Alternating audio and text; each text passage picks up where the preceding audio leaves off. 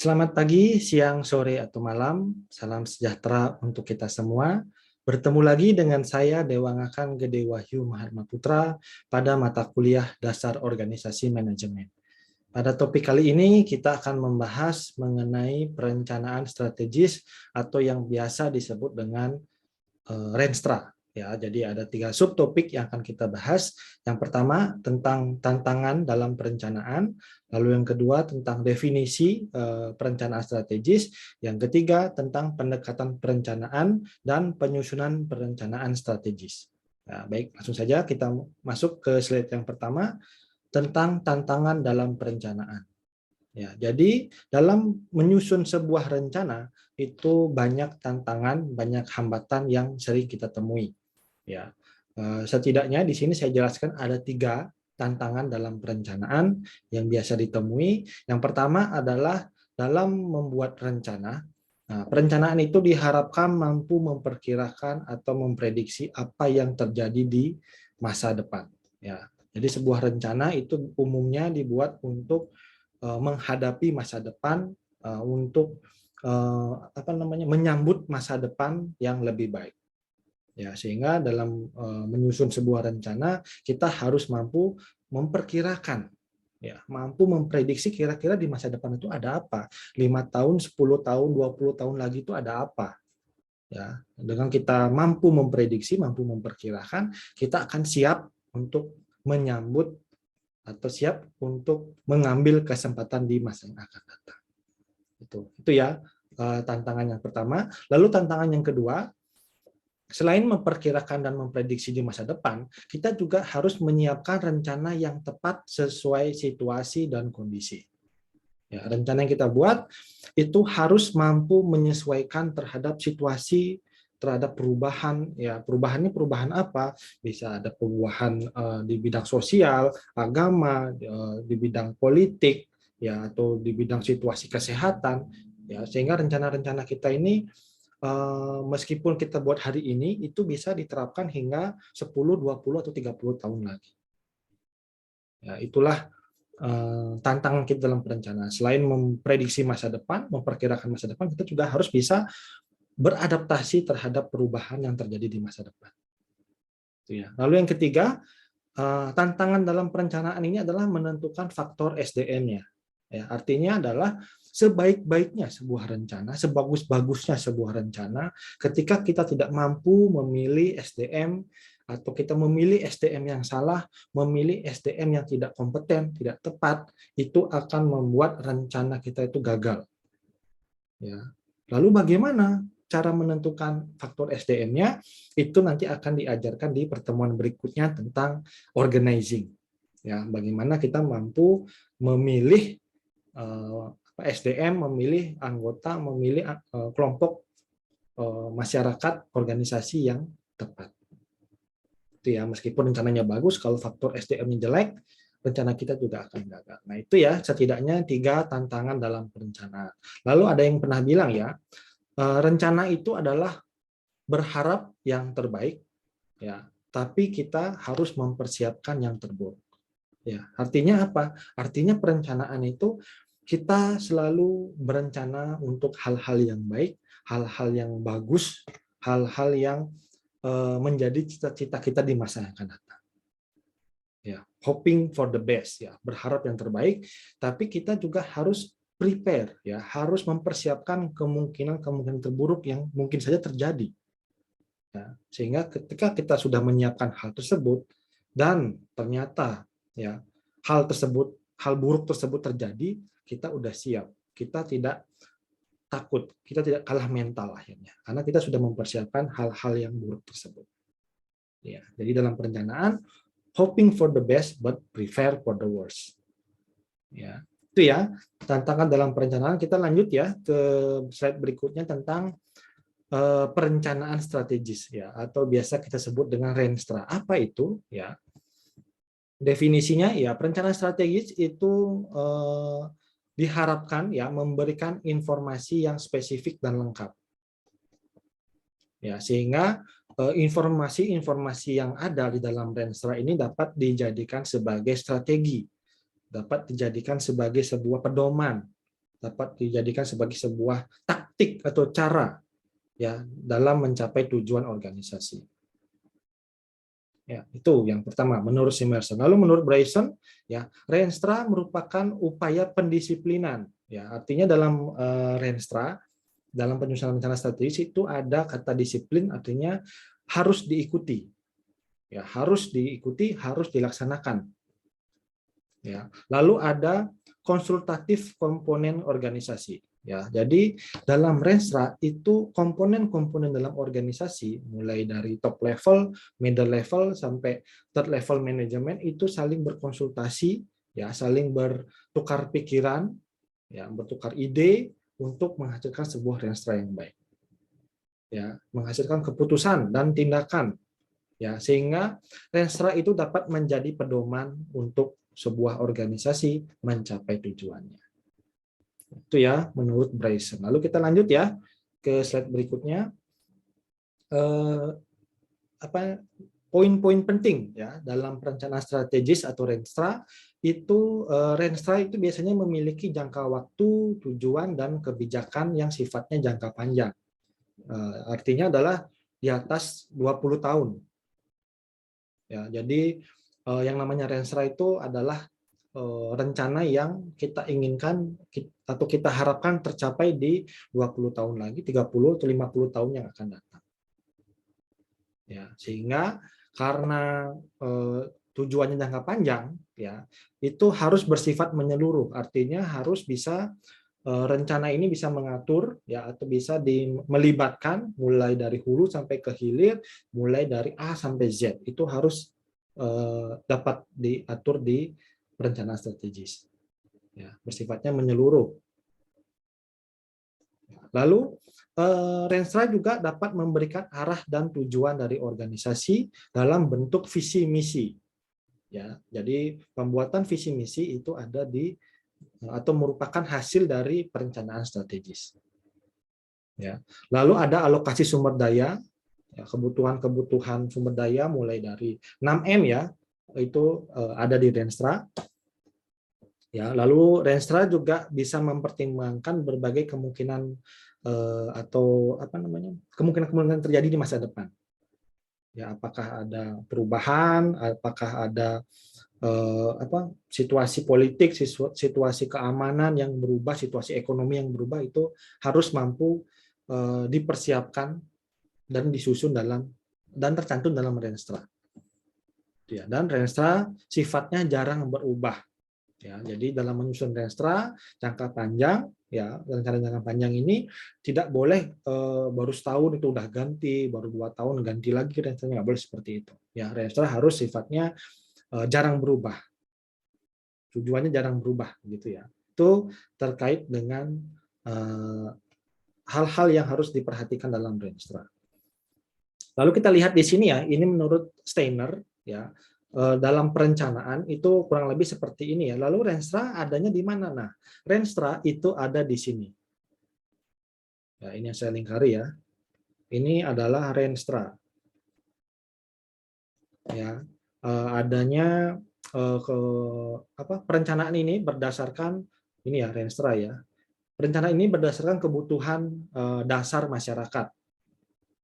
Ya, lalu ada kebijakan-kebijakan yang terkait, mulai dari kebijakan pemerintah, presiden, DPR atau kementerian terkait. Lalu ada data dasar ya yang kita miliki ya sebagai acuan kita dalam membuat sebuah rencana.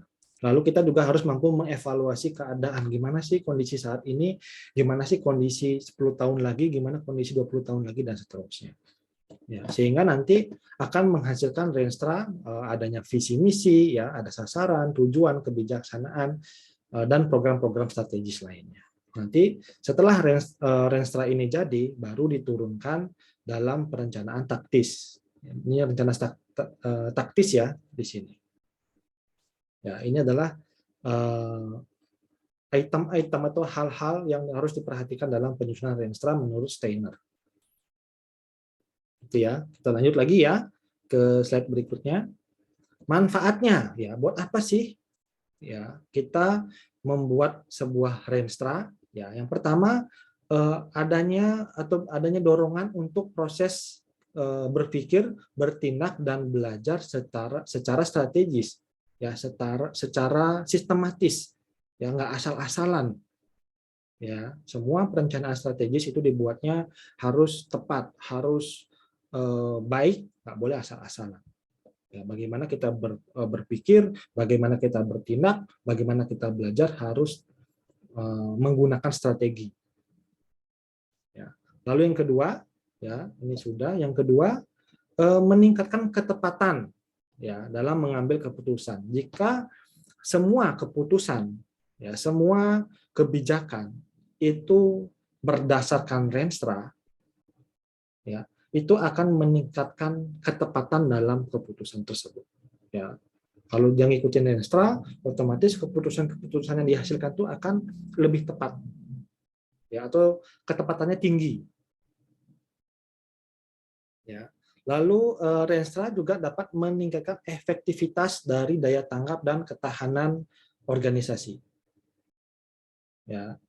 Lalu yang keempat, dapat meningkatkan legitimasi dari organisasi, ya. Lalu meningkatkan jejaring dan kerjasama antar organisasi, karena sifatnya menyeluruh, ya. Jadi dia ada kerjasama dengan organisasi lain. Lalu Renstra juga dapat menguntungkan orang atau anggota organisasi yang terlibat di dalamnya. Itu 6 manfaat dalam Renstra. Kita langsung ke slide berikutnya, ya. Nah, dalam penyusunan Renstra, ya, ini ada beberapa catatan yang harus kita perhatikan. Ya, yang pertama, Renstra itu memuat visi, misi, dan strategi, ya, arah kebijakan. Ya, jadi Renstra itu menghasilkan visi, misi, dan strategi dalam menghadapi kondisi di masa yang akan datang. Ya. Lalu penyusunan Renstra itu melibatkan semua stakeholder. Ya, melibatkan semua stakeholder, mulai dari tingkat kementerian, tingkat provinsi, dan lain sebagainya. Ya, dalam pemerintahan, pemerintah itu merupakan satu-satunya pemeran dalam penyusunan Renstra. Ya, kalau dalam pemerintahan, ya. Lalu yang ketiga, ya, tidak semua isu atau masalah dipilih untuk ditangani. Ya, ini mohon maaf salah ketik, ya. Jadi tetapkan isu yang dianggap strategis. Ya, jadi dalam Renstra misalnya ada Renstranya Kementerian Kesehatan, ya, seperti kita tahu tidak semua isu ditangani, tapi lebih fokus pada stunting, penanganan stunting atau penanganan penyakit menular, penyakit tidak menular, dan lain sebagainya. Jadi fokus untuk mengangkat satu isu yang nanti merupakan masalah utama. Ya, isu yang diangkat, itu isu yang dipilih untuk ditangani. Itu, ya. Lalu Renstra, ya, adanya kajian, ya, ada kajian faktor internal dan eksternal secara kontinu atau secara berkelanjutan. Ya, jadi jika ada ada perubahan situasi politik, perubahan situasi kesehatan, ekonomi, itu bisa diperbaharui Renstranya atau diupdate, ya, diperbaiki. Tapi bukan diubah, ya, bukan diganti, tapi diperbaharui, diupdate lah. Ya. Berdasarkan apa? Ya, mungkin ada ancaman, ya, terkait dengan faktor eksternal, ya, atau mungkin adanya faktor strength dan weakness di lingkungan internal. Itu akan mempengaruhi adanya penyesuaian atau pembaharuan dalam Renstra tersebut. Nah, itu catatan dalam penyusunan Renstra. Lalu kita lanjut, ya, ke slide yang berikutnya. Blueprint, ya. Jadi dalam Renstra nanti akan menghasilkan sebuah blueprint, ya, cetak biru atau hal yang atau hasil dari Renstra tersebut. Apa saja blueprintnya? Yang pertama ada visi organisasi untuk masa depan. Ya, Renstra menghasilkan visi. Lalu Renstra juga dapat atau menghasilkan apa sih kekuatan dan kelemahan dari sebuah organisasi. Ya, lalu Renstra juga mampu menghadapi segala macam perubahan, ya, mengantisipasi perubahan tersebut sehingga perkembangan atau pertumbuhan sebuah organisasi itu dapat menjadi lebih baik dan berkelanjutan. Jadi tidak berhenti. Ketika ada perubahan, organisasinya tetap bisa tumbuh, tetap bisa berkembang, tetap lanjut untuk tumbuh organisasi. Ya. Lalu Renstra juga mengetahui nanti dampak atau pengaruh dari segala macam perubahan ekonomi, perubahan situasi kesehatan, politik, dan lain sebagainya. Ya. Lalu Renstra juga nanti ada pihak-pihak yang bertanggung jawab ya dalam mengendalikan atau memberikan pengarahan ketika terjadi suatu perubahan. Ada yang bertanggung jawab di sini. Ada pihak yang sebagai pihak pimpinan ya, top level management itu itulah yang bertanggung jawab ketika ada perubahan dalam Renstra. Ada penyesuaian dalam Renstra. Ya, lalu Renstra juga nanti dapat memberikan informasi mengenai sumber daya yang dibutuhkan, baik dari sisi faktor internal maupun faktor eksternal. Itu ya, blueprint dalam atau hasil dari Renstra tersebut. Kita lanjut ya ke slide berikutnya. Nah, Renstra itu harus bisa menjawab 3 pertanyaan ini. Yang pertama, di mana kita saat ini? Ya, artinya kita tahu posisi kita di mana, tahu kelemahan kita apa, tahu kelebihan kita apa. Ya. Lalu yang kedua, kemana kita akan pergi? Ya, ada visi di situ, ada tujuan, ada harapan di masa yang akan datang. Ya. Lalu yang ketiga, ada bagaimana agar kita sampai ke tujuan tersebut. Ya, kita mengetahui kelemahan kita, kekuatan kita, hambatan di lingkungan, atau ada kesempatan yang bisa kita ambil, ya, sehingga kita bisa menerapkan strategi. Strategi itulah yang kita gunakan sebagai cara agar kita bisa mencapai tujuan. Itu pertanyaan yang harus ada, harus bisa terjawab ketika sebuah Renstra itu dibuat. Itu ya. Oke, kita lanjut ya. Tentang pendekatan perencanaan dan penyusunan dari Renstra. Ya, ini ada 2 topik ya, 2 subtopik. Kita lihat pendekatan perencanaan itu bisa kita lihat dari 4 ini. Ya, jadi ada 2 versi ya pendekatan dalam perencanaan. Yang pertama, perencanaan bisa dibuat dengan metode bottom up. Ya, dari anggota atau dari anak buah itu mengusulkan rencana-rencana kepada pimpinan. Ya, mengusulkan ide, mengusulkan pendapat kepada pimpinan. Lalu yang kedua itu ya, itu yang pertama tadi ya bottom up. Lalu yang kedua top down, dari atas ke bawah. Artinya segala macam kebijakan, segala macam perencanaan itu dibuat dan dirumuskan oleh pimpinan. Ya, dari pimpinan lalu diserahkan kepada anggotanya. Ya, jadi pimpinan yang membuat, anggota hanya menjalankan rencana tersebut. Lalu yang ketiga ada interactive approach, ya, pendekatan interaktif. Artinya adalah pimpinan dan anggota itu bersama-sama ya merumuskan, membuat sebuah rencana. Ya, bareng-bareng itu, bikinnya idenya apa, pendapatnya apa, disampaikan bersama-sama, lalu dipilih yang terbaik. Gitu. Itu ya. Lalu yang keempat ada 2 level. Ya, jadi pimpinan bikin rencana, terus anggota bikin rencana, nanti kedua rencana itu baru digabungkan. Ya, jadi awalnya bikin masing-masing, kemudian baru digabungkan sehingga hal-hal yang sebenarnya bisa disatukan, hal-hal yang saling menguatkan, saling mendukung nanti bisa dikolaborasikan.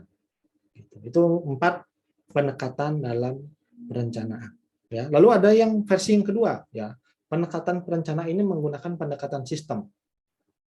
Ya, dari dalam membuat rencana itu diketahui dulu ya atau diinventarisir dulu inputnya terkait dengan SDM, waktu, biaya, sarana prasarana, dan sumber daya lain. Ya, lalu dibuat prosesnya ya tentang rencana kegiatan atau program yang dapat menjawab pertanyaan 5W1H. Lalu nanti dalam rencana itu juga ada outputnya, kira-kira apa sih yang dihasilkan dalam rencana tersebut. Lalu yang terakhir, nanti apa sih dampaknya untuk masyarakat atau dampaknya untuk orang lain di luar organisasi. Jadi pendekatannya ada 2 versi ya, mungkin ada versi-versi yang lain, teman-teman boleh nanti googling, boleh cari tahu sendiri, tapi setidaknya saya jelaskan 2 ya, ada yang versi yang pertama, yang ini, ya, pendekatan perencanaan. Atau lalu yang kedua ada pendekatan sistem untuk membuat sebuah rencana.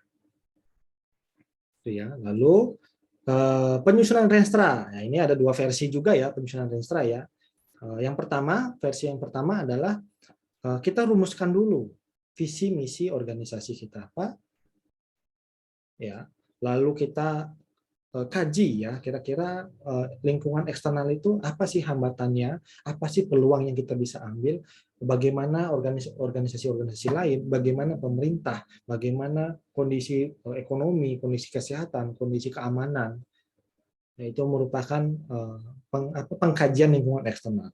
Lalu ada pengkajian lingkungan internal. Kita harus mengetahui apa kekurangan organisasi kita, apa kelebihan organisasi kita, sumber daya kita punya berapa, ya, terus kemampuan kita semampu apa, SDM kita berapa jumlahnya dan lain sebagainya.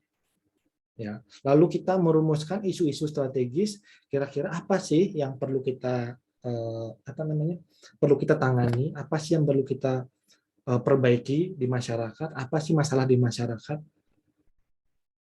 ya, sehingga ketika kita mengetahui apa sih masalah di masyarakat, kita bisa menyusun strategi, ya, kita menyusun, wah kalau masalah seperti ini kita lakukan ini aja, kita intervensinya seperti ini, kita melakukan program seperti ini, kita membuat kegiatan yang seperti ini.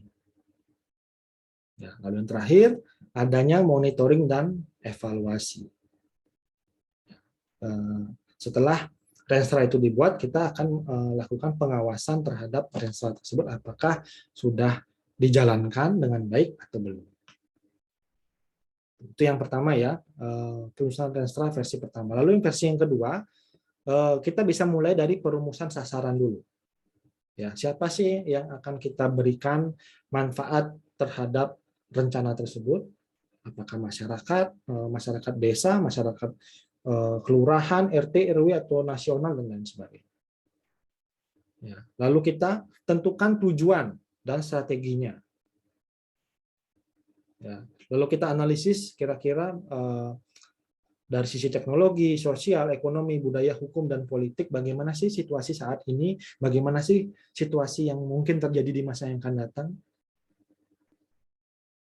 Itu ya, analisis lingkungan. Lalu yang ketiga, kita analisis sumber daya atau kemampuan kita, berapa sih kita punya uang, berapa kita punya SDM, bagaimana kompetensi dari SDM kita. Ya, sehingga kita nanti bisa melanjutkannya ke analisis SWOT untuk mengetahui strength, kekuatan, weakness, kelemahan, opportunity atau kesempatan, dan threat atau ancaman. Ya, lalu yang terakhir kita tentukan ya sejauh mana perubahan strategis yang mungkin kita lakukan untuk atau berdasarkan situasi dan kondisi di saat ini dan di masa depan. Ya, kira-kira ada perubahan nggak nih di masa sekarang dengan masa depan? Ya, sehingga kita perlu menyesuaikan, perlu mengubah, perlu mengadaptasi ya sesuai dengan kondisi dan situasi yang terjadi di saat ini atau di masa depan. Ya, kita lanjut ya ke slide berikutnya. Oh ya, mungkin sudah habis ternyata ya, slide-nya sudah habis. Mungkin itu saja yang dapat saya sampaikan tentang perencanaan ya dan perencanaan strategis. Semoga apa yang saya sampaikan bisa bermanfaat buat teman-teman semua. Saya ucapkan terima kasih atas perhatiannya. Sampai ketemu lagi di mata kuliah yang lain. Terima kasih semuanya.